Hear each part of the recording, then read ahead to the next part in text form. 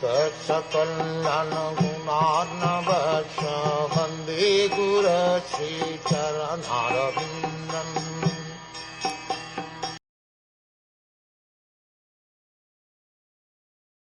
When Sati annihilated her body in anger, there was a tumultuous roar all over the universe. Why had Sati, the wife of the most respectable demigod, Lord Shiva, quit her body in such a manner? There was a tumultuous roaring all over the universe in the societies of the demigods of different planets, because Sati was the daughter of Daksha, the greatest of all kings, and the wife of Lord Shiva, the greatest of all demigods. Why did she become so angry that she gave up her body?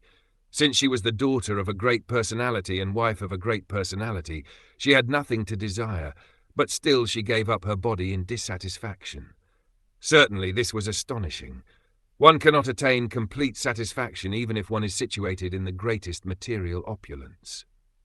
There was nothing Sati could not achieve either from her relationship with her father or from her relationship with the greatest of the demigods, but still, for some reason, she was dissatisfied.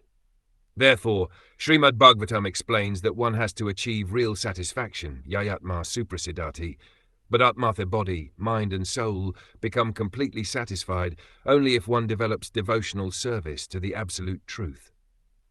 Savayabsam paro dharmo bhakti adhakshaje. Adhakshaja means the absolute truth. If one can develop his unflinching love for the transcendental supreme personality of Godhead, that can give complete satisfaction. Otherwise there is no possibility of satisfaction in the material world or anywhere else.